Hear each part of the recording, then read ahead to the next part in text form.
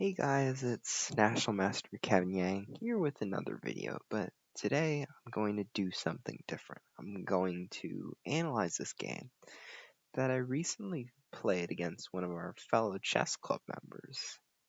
So, in this game, I was white, and I played pawn to e4. In this game, I sort of had some sort of strategy. I wanted to develop and try to demonstrate what we learned of opening principles, and then eventually try to get into a good middle game where I could demonstrate the plan. So, yes, the Petrov, this is what it's called, the Petrov happens on the board. So, all this is theory. Knight takes d6, knight d3, knight takes e4. This is theory. And now I sort of mixed up the move order. I played knight c3, right? So the theory here is actually queen e2, queen e7, knight c3, and knight f6, right? So that is like the general theory, and so yeah, I'm pretty sure after this, knight f4 with intentions to push the pawn, or maybe, maybe get the knight in here. Those are potential options. Push the pawn. Those are the potential options. But okay. So let's go back to the game where I sort of misplayed it. Knight c3, and my opponent does play the right move. Knight f6. That's great. Bishop e2. Sort of an inaccuracy again.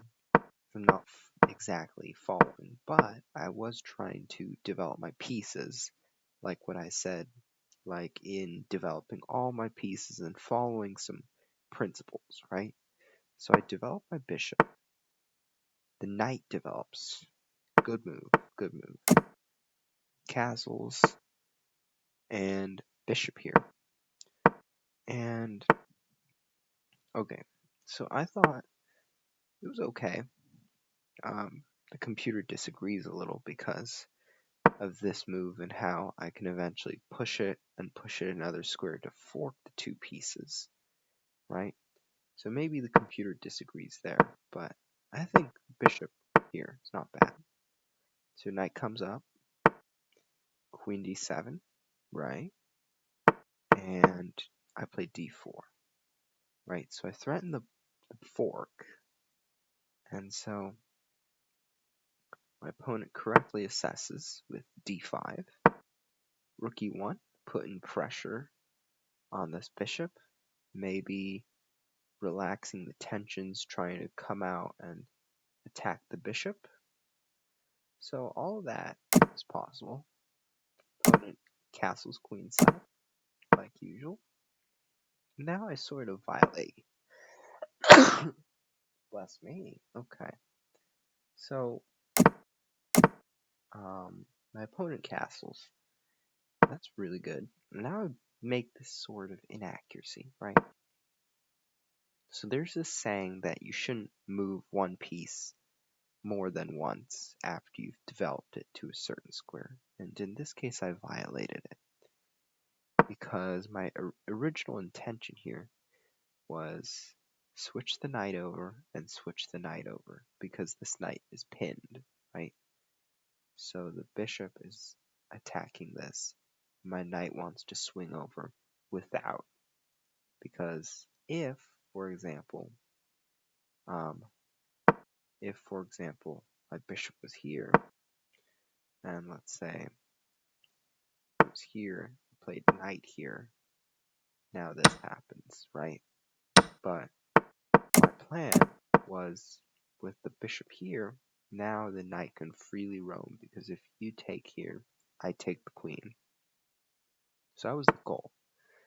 So my opponent correctly assessed that, I was going to pin the knight, so got shooed away.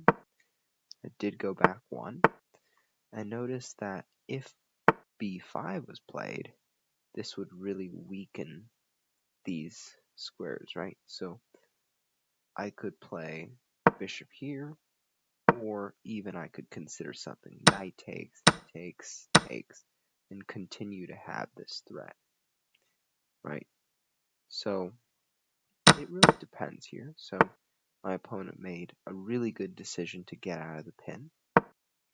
I developed the bishop out, and now this g5 move, it's a little bit of an inaccuracy because what follows is me resulting in winning a pawn. I mean, obviously you don't want to do that, but I mean, it was a good attempt in terms of activity.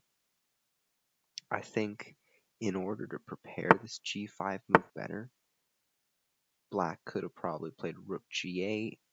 So for example, rook g8, I would play like queen d2, right?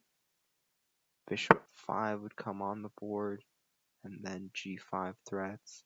So then I'd play like knight d3, knight e4 could happen, and then in general g5 is coming no matter what. So maybe black is sort of getting back in the game. Okay, so my opponent does play g5.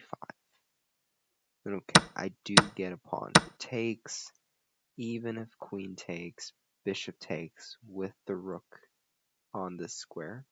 So my opponent does correctly take with the pawn. Bishop takes, bishop e7. And now I see, okay, now I see my rook is aiming towards this pawn, right? I see that it's weak, that I can double up here. So what I do is, since I see I can't double up right away because knight takes on d4, right?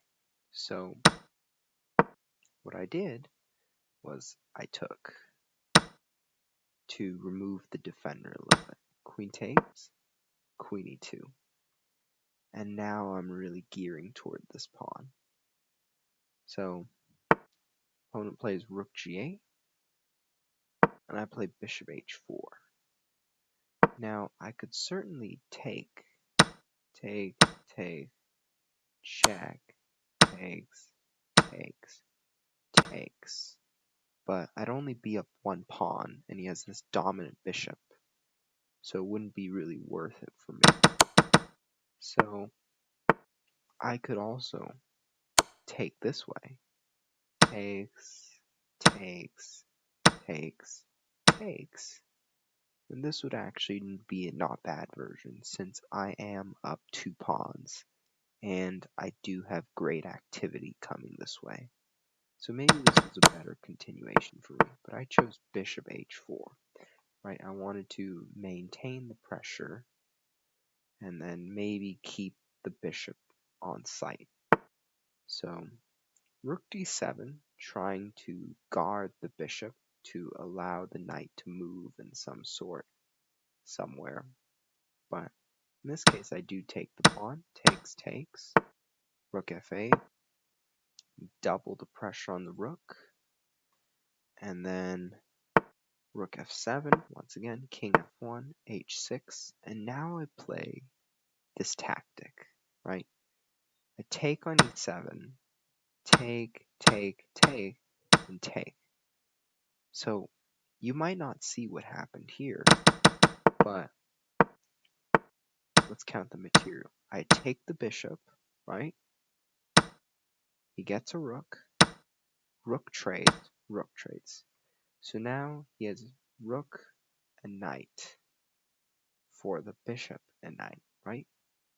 But now I take the knight. So I basically, from a somewhat even in rooks and knights and bishops position, became 2 of these minor pieces against this one rook. And they will prove to dominate, especially with 2 of these additional pawns. Let's look at this. Rook f7, bishop controls the center, sort of like the wooden shield, right? So then king d7 comes up, knight takes, king over there. I reinforce the knight, king goes back, I take the pawn. So this is all about cleaning, like the janitor's cleaning job, right? I'm just pushing my pawns, knight d5, f4, and knight e3. My opponent resigns here. So I would say I mainly won this game because of g5, right? This gives me an edge into this and this. That was one of the key mistakes that my opponent made. And I would say my plan here wasn't exactly correct, but I was trying to be very intuitive about it with my maneuvering, right? So that was my goal, and my opponent did a very good job in terms of trying to prevent the threat. But g5 and being able to take this extra pawn, and especially being able to get this second pawn, was what allowed me to win the game, right? So maybe king d7 would have been a good try, but in this case I could have f4, pressure with f5, and the queen down the file. So it would have been very interesting, but maybe this would have been a better fight. h6, bishop h4, right? Knight g8, try to trade it off. So maybe this might have been a better continuation, but I would say the two things to take away are this g5 move and later being able to double up on this pawn.